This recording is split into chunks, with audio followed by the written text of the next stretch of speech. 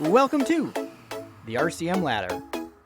We dive into career development and growth for revenue cycle professionals, helping you level up your career one episode at a time.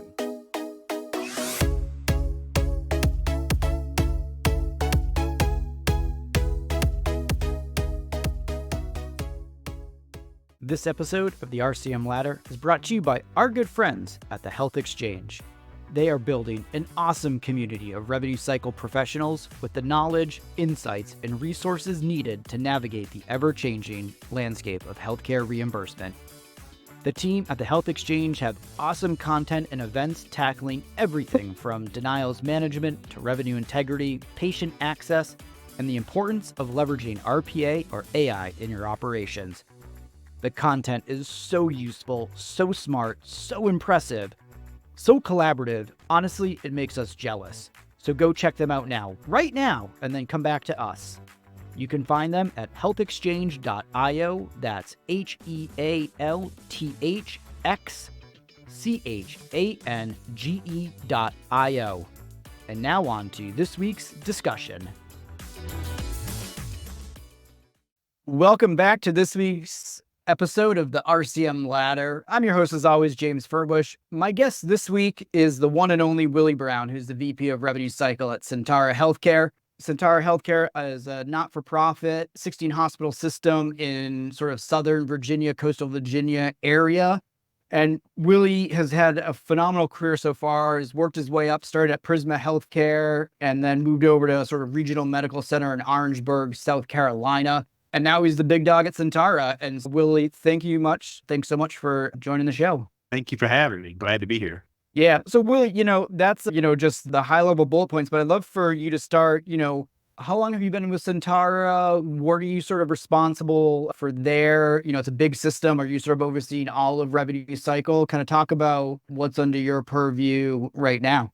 Yeah, happy to do that. Joined Sentara in September of 2022. And so I'm responsible for our patient access departments within our facilities, our 16 facilities, 12 hospitals, our revenue integrity teams, clinical revenue cycle, which is utilization review for payment from the payers, and also our centralized authorization team for the system. Awesome.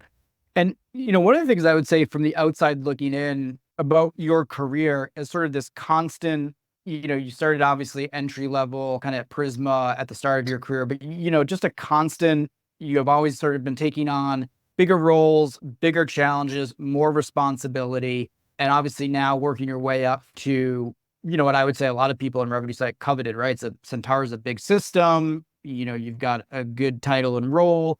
What are some of the skills that has been critical to your journey that either you've developed or just innately that you've helped along the way? Can you talk about the things that have helped you consistently progress throughout your career to where you are now? Yeah, I mean, you talked about one of the things that really is a leadership philosophy for me, and a people leading philosophy is consistency. And so what my leaders that I've led over the years, what they've learned about me is I practice and try to really hone in and own three C's of leadership, 3 C's of leadership. And that's being consistent, that's being coachable, being able to coach others up to their, optimized level, and also being compassionate. And so when you ask about what I've learned in my career is that I'm passionate about leading people. I'm passionate about metrics and tools. But what I've learned is that really when you start thinking about performance, even in revenue cycle, and this is lost in a lot of administrative functions, especially in finance and revenue cycle, is we make so much out of the metrics and what drives the bottom line. We forget that, in order to be successful, it takes people working at their highest level, leaders, individuals, entry level people. And so I'm really passionate about leadership of people. And that's where I dedicate the majority of my time, is really connecting with all levels of people that I lead, all levels of leadership above and below me, and really trying to find that sweet spot for that individual team and what they do to drive performance. And it's really helped me be successful and also see others succeed. And during that process, what I find is that there are people that don't realize they have leadership capabilities, and you're able to help them develop that. And so I think, what I've really learned is being passionate about people, being passionate about, what affects them, how they see the business, how do they connect to the purpose of what you're trying to do, and sharing your vision with them, and really relinquishing some of that responsibility to others that help you get to the goals that you have, and not trying to do it all yourself, and taking the lumps and the setbacks that come along with that. But the end product is you have people that can grow, people that can step up, people that can step into position when other people leave, and you continue that trajectory of being successful. And so really, to me, yeah, it's about, other things, but the main thing that I focus on is the people that I lead, and finding a way to connect with them in a meaningful way. Oh yeah, that's amazing. So we'll kind of start. All right. So compassion, Yeah, consistency. that's right. That's right.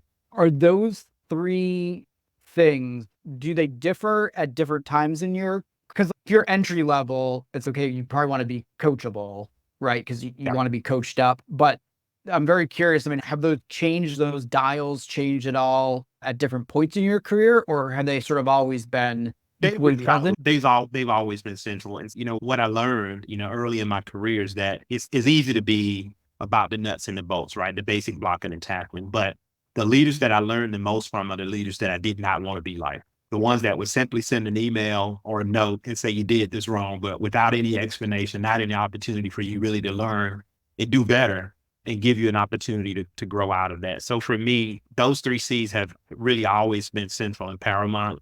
And I don't think they change or differ or they're minimized. So what I find is that I'm leading a group of senior leaders, directors, and they really tell me that they desire to be coached.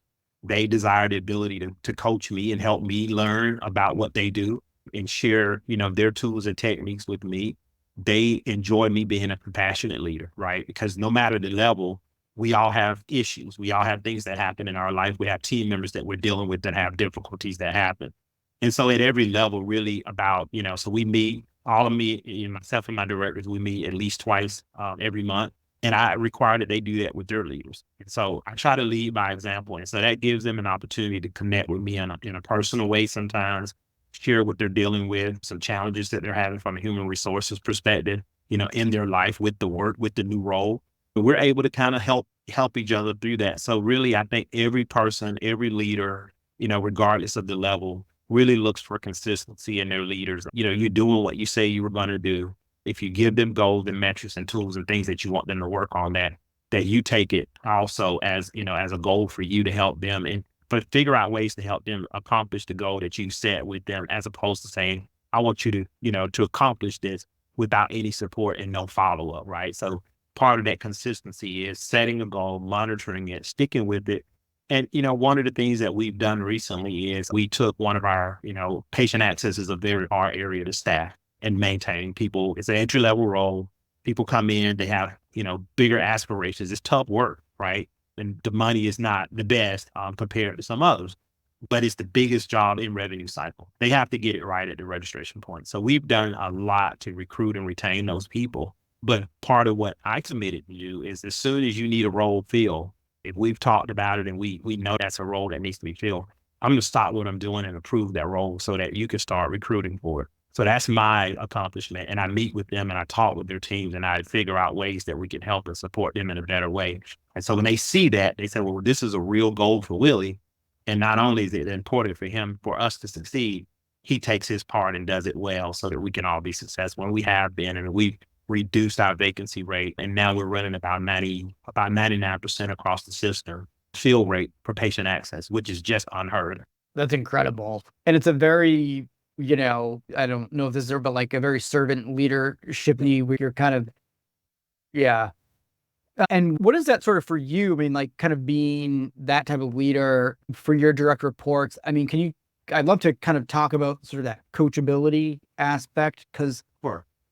I mean, the metrics are fine and the sort of day-to-day stuff, but when you get to certain points like that, people leadership, the hardest thing is like managing people, right? That's right. It's really hard. Do you sort of have approaches the way that you sort of approach sort of that coachability, like giving feedback, doing one-on-ones, things like that? I'd love to kind of hear how you think about the importance of coaching, stuff you do right, maybe stuff you don't do well. I'd love to kind of hear that.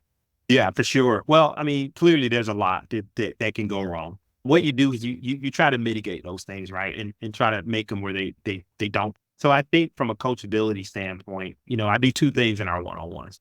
First thing I do is, I don't shy away from the hard conversations. If there's feedback that I've received about that leader, their team, not, living up to our standards or not performing well, I share that with them.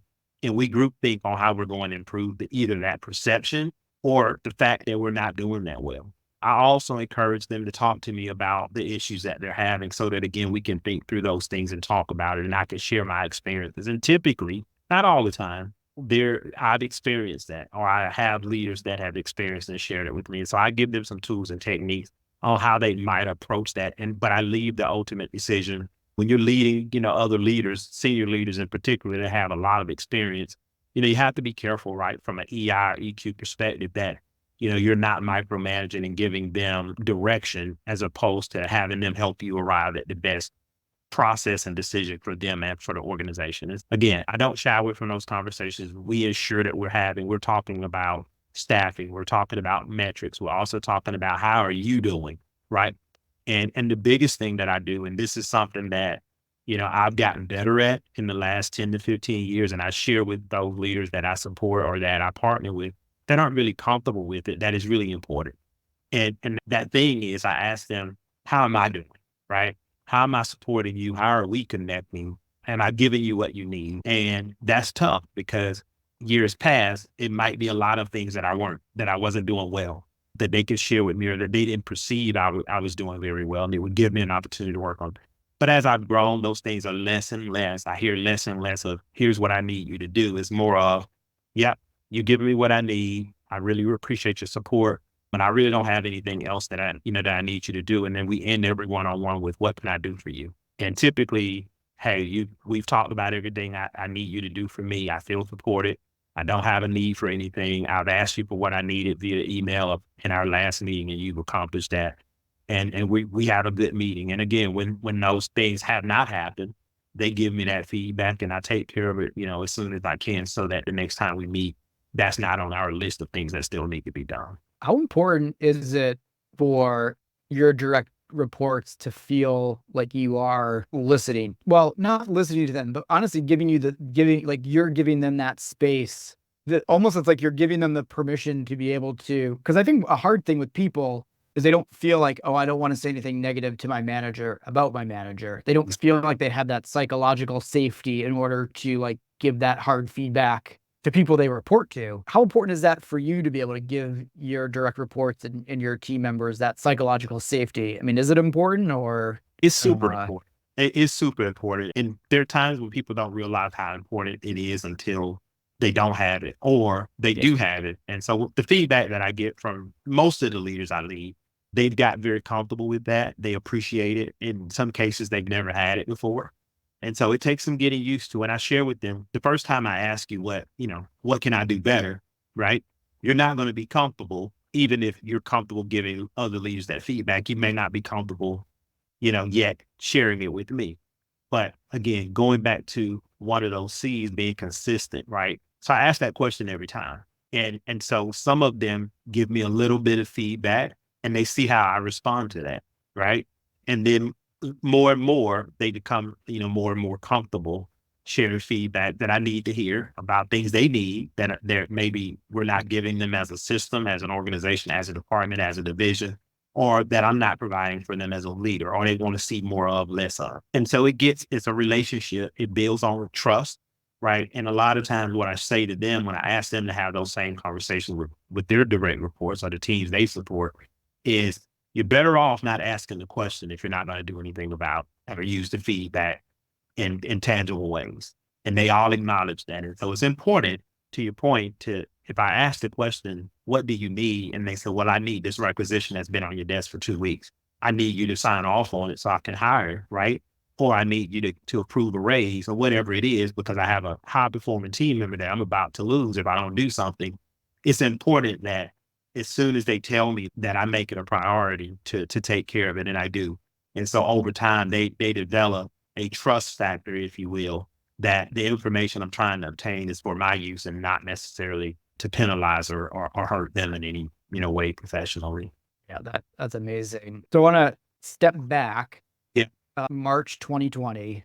I don't know if people in healthcare remember what that was like. I remember. I remember it well too. This will be like a little side anecdote. My wife and our son was born 2 weeks, March 28th. And I remember thinking like, oh, holy crap, am I gonna have to deliver my son like in a bathtub? What is gonna happen? But you, March 2020, personally, you kind of started your first vice president of RCM role at that time. Sure. And so I'm curious what that is like for you, because I imagine there's conflicting emotions where it's a big career moment, an opportunity for you. Sometimes you get to that level, it can be life-changing. And then also to do it in the midst of probably the hardest moment in US healthcare in recent memory. What was that? Take us back to that moment. What was that like for you in your career, emotionally, professionally? I'd love to kind of hear about that.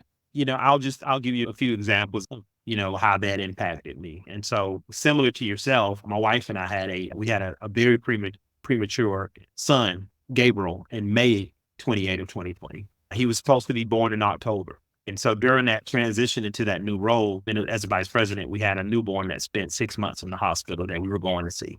And so I was going into the office worried, afraid that, I would contract COVID in some way and pass it on to him. And we were fortunate and lucky that never happened. A lot of things he did pick up, in a ICU setting, but not COVID, luckily. And, we survived that and he's doing awesome. But, I talked to you about connecting with people.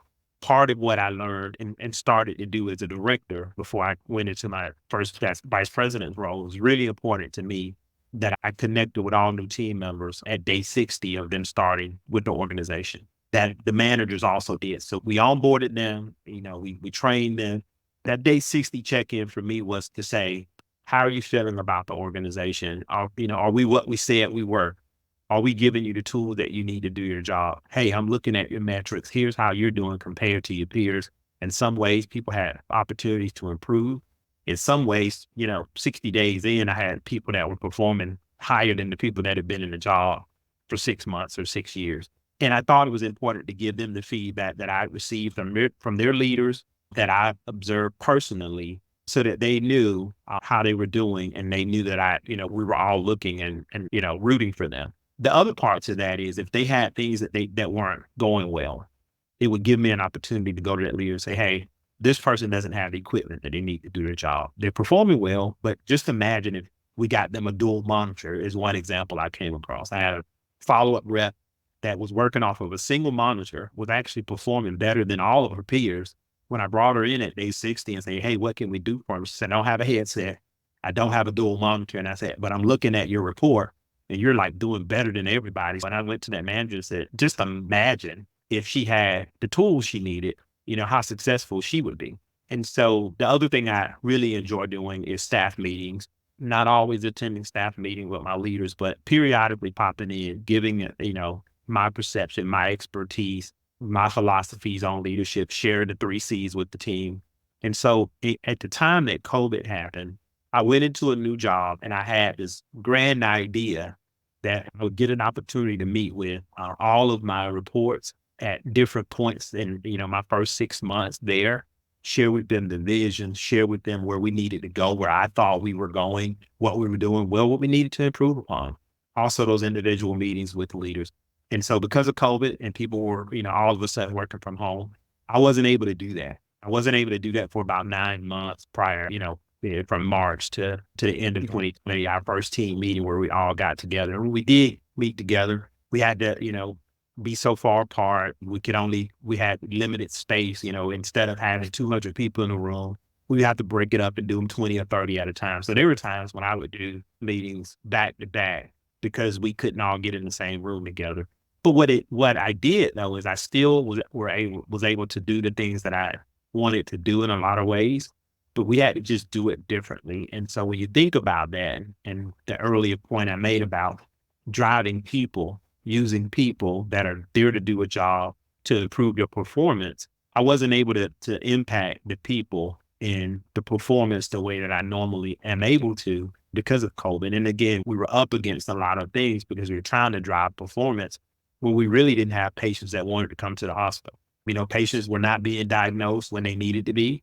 And when they were diagnosed, they weren't necessarily having follow-up treatment that they needed because they were afraid, of whatever their issue was. It paled in comparison to what they might pick up at the doctor's office or in the emergency room or in one of your, outpatient departments. It's really difficult process to go through. We were able to drive some improvements even through that, but it did take a lot of brain power, a lot of collaboration, a lot of thinking about how we go about the work in different ways. And, we had people that were willing to work from home, but we also had people that were not willing to work from home. And so we did a lot of work trying to accommodate the desires of the team member while still trying to drive performance for the organization. And so when I look back on that period of time, I'm really pleased and ecstatic that we were able to make some really good financial improvement at that organization and also grow some people and promote some people in that process and bring in some new leaders to help. And so really successful point in my career. And so, we did that despite really the challenges a lot of organizations were having during that period of time. That's incredible. I've got two thoughts. Well, so, and you can answer either of these in whichever order you want, but one, I'm glad to hear your son's okay, because that's scary as hell. Yeah. Yeah. Did you get yourself psyched up to bring your best self to work, given everything that you were dealing with personally? That's one. And then the other one is just like sort of being that sort of people leader. How were you able to overcome sort of that digital work from home, getting that sort of coaching and buy-in and sort of people when you didn't get to meet anyone really for 9 months? Right. Well, they go hand in hand. I think I can answer both of those questions together. So it was probably July or so before anyone on my team know what we were dealing with personally. So we were managing it. So the work really was an outlet for me. I mean, during the day, so we, you had certain visiting hours with him. And so I would, get home and we'd all load up in the car and go, see him, at, 8 o'clock, 9 o'clock at night. And so that was an outlet for me to really pour myself into the work when I really could not do anything to help him in a lot of ways. So it was an outlet. But with that being said, what it also helped me do is kind of reconnect with the purpose of why we were there. He wasn't at the hospital that I was working at, but I could relate to the families that we were helping take care of through that pandemic. And what kept me going is how he continued to improve. And while, at times it was scary, at times the doctors and the nurses were not as optimistic as we were about how he would develop and even if he would survive in some ways. And so, again, having work as an outlet, being able to focus on what we were doing, really helped me through that transition. But at the end of the day, what it boils down to is that's my makeup. It's not a facade. It's not something that I do because I want, to be successful. I do it because I know that helps me be successful. But at the end of the day, I care about the people I lead. I care about the organizations that I work for. And so it was really easy for me to focus and compartmentalize work versus what was going on at family. And that is a gift in of itself. Not everybody can do that, but it's something I'm natural at. And it was an outlet for me. And really, it was why I was there. It was a great opportunity for me. They brought me in because they needed some help and they thought I could help them get to the next level. And so I owed it to the people that gave me an opportunity to be successful despite, what we were going through personally. And frankly, what we were dealing with, a lot of other people were dealing with much, much worse. And so that kept me going. And so to your point, it helped me to compartmentalize it. But again, it's my makeup. It's what makes me authentic, and it's what makes me able to connect to people. And having come up through the ranks, having worked at the entry level, I've done the work. I know what it takes to get yourself going every day when you deal with families and patients, and sometimes coworkers and leaders that are not happy people and don't support you, and really are not nice and not easy to deal with. But you have to find a way to do it. And so I said to myself, if I'm asking my team, despite all we're dealing with as a country, as an organization, as an enterprise, and really as a business, then I need to figure out a way to do that myself and empower myself. And it wasn't always easy. I look back on it now, and there are days I wonder how we got through that, but we did. And but once those team members knew what we were dealing with and we were bringing Gabriel home, they were very supportive. And luckily I had built the relationship that I needed to build in different ways. They were super supportive, wish they had known earlier, but we're happy that we were in a good spot and really did some really nice things. Even in a short period of time, in that 9-month period, they felt like they were connected enough to me that they wanted to celebrate us and help us and give us gifts and different things and they were able to do that. And it was a good feeling because I put the work in and it showed through, really the outpouring of affection for those team members. I took a few weeks off once he came home, and they were so happy, that I was able to do that. And when I came back, they were just ecstatic that, we were continuing to do better. And we had really set the standard for what we wanted to be and do. And we continued that trend. Incredible. Who are looking to sort of work their way up, how did you sort of know, do you sort of have an inkling of like when you felt ready? Right. So there's like that hard thing where sometimes you get coworkers and you're like, man, you haven't done the work. I don't know why you think you should be promoted. But like for you personally, I mean, do you have sort of an inkling when you felt like, okay, I'm ready to take this leap. I'm ready to move up. I'm ready to now move up to a bigger health system and take on more challenges. Is there stuff where, like how do you sort of figure that out for you when you kind of feel like you're ready versus like where you're like, no, I'm still learning. I'm still at this level. I'd love to kind of just hear a little bit about that. I think, yes, I think you have to have an idea that you are ready. But I also think most people at my level would tell you, and I've met, with people at the VP director level many times. And what we all agree on, and I just shared this with the team just recently in a team meeting, that, one person we were rewarding what we call a shining star. We have an award that I personally do, me and my administrative assistant, every quarter to team members that are shining stars, that help Sentara shine, that go above and beyond. And so we were presenting an award, a certificate, and a gift to some individuals. And what this person said was that I'm in this role and I'm doing well because my leader saw something in me that I didn't see in myself. The reason I'm successful and the reason I feel like, I'm receiving this award is because my leader took a chance on me and gave me an opportunity to do something that I didn't think I could do. And what I shared with her is that if we're all honest in this room and in leadership, generally, people have taken a chance on us, have given us an opportunity that saw something in us that we didn't see in ourselves. And so what I would say about knowing if you're ready or not is being open, being coachable, and listening to your peers and your leaders when you're thinking about a career move or moving up and taking that advice. Most of the jobs that I've grown into over the years have been jobs that, people came to me and said, hey, I think you should look at this. 90% of my promotions have been that way. But again, it was a decision I had to make. But what I did is if for some reason I didn't think I was ready or I applied for a role and did not get it, I asked for feedback. And I've received that feedback. And so what else do I need to do to be ready the next time this role comes open? Because generally it does. And so I've done that a couple of times where I was given feedback that I wasn't ready. And here's why. And I took that feedback to heart and got myself ready. And so one of the things that I do, and I get my leaders to do it as well. And it's a life cycle and we're getting there. Most of my leaders are doing it. I certainly do it.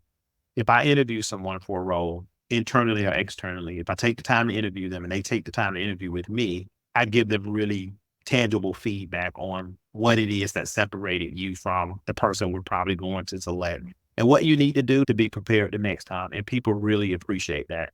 So I think what I would say, in regards to your question about being prepared, take feedback directly, be honest, emotionally intelligent about the conversation that you're having, and seek that feedback from the people that are around you and that, are in a position. And another thing that I would say is I encourage people, if you think you want to do something, if you think your role is something that you want to do, sacrifice some time and go spend some time with the person that's doing the job that you think you want to do and figure out if it's really something that you want to do, something that they think you can do, and take that feedback to heart. So I think there's a way to kind of balance if you think you're ready versus if others think you're ready. And then if you are and you feel like you are, do the necessary work, take the necessary time to, so that there's no doubt in your mind that you're able and you're ready to do that job. That's fantastic. That's a great answer. Well, listen, Willie, I want to be cognizant of your time. I feel like I could talk to you forever. We're coming up on time. I'm looking at the clock and I'm like, oh crap. So we're going to do quick segue to the lightning round. Yeah. Okay. And then we're going to jump back into, you can talk about almost kind of from that last point, if you guys are hiring, where people can go if they want to be a part of your team, things like that. So let's start with the lightning round real quick. Quick answers. Don't give it much thought. For you, I know you don't necessarily care too much about metrics, but this is the question I came up with, so I'm just going to have to answer it anyways. But what's the most important metric that gives you the most anxiety at your role? Cash collection. So I love metrics. I actually love metrics. But I recognize that's not the only thing that moves you. So I would say cash collections, net cash collections on how we're doing whatever it is that we're doing. That's really the driver for us. A lot of things go into that, but that's the goal that probably I look at the most. I think I put the most stock in. A lot of metrics under that. But how are you performing from a revenue cycle standpoint? I know you didn't want a long answer, but that's what we get judged on, is how well are we affecting the bottom line in revenues.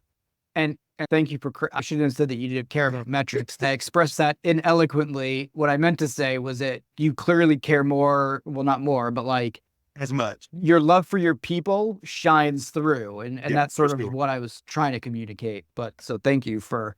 Well, it's the differentiator for me. So I got no problem being, calling people over. It's all good. Yeah.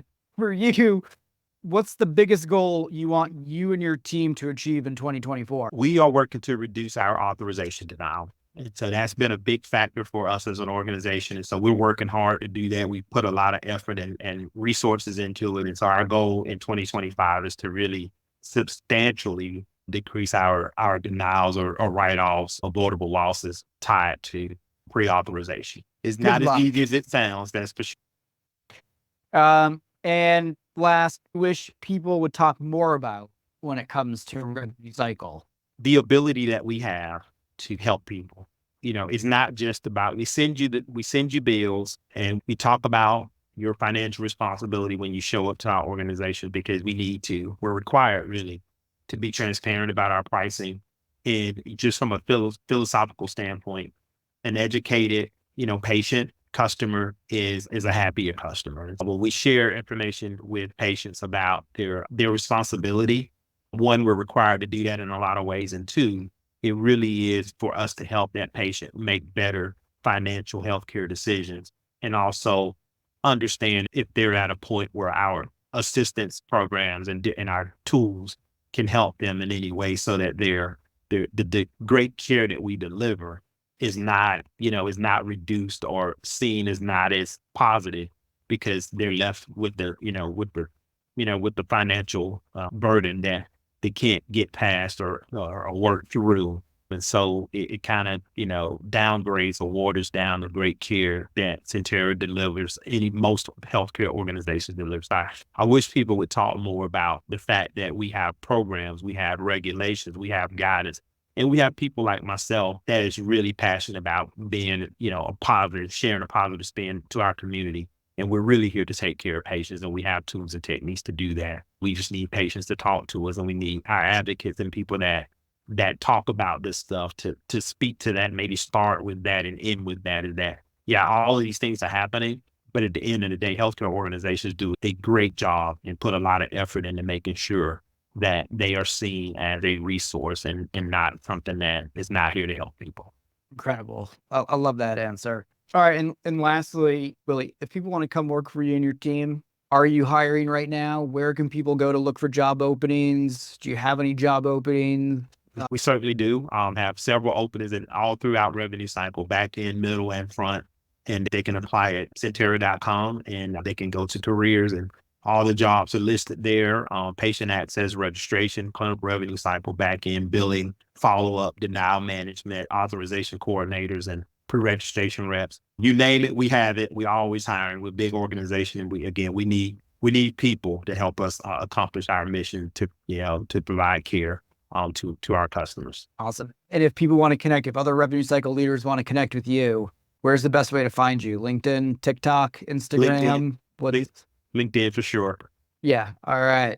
Well, Willie, thank you so much for your time. I am going to take away the 3 C's from this conversation for sure. I'm going to do what I can to sort of apply that to myself and my own career. This was an amazing conversation. So thank you so much for taking the time to be a guest. Pleasure's been mine. Thank you for the time. I appreciate it.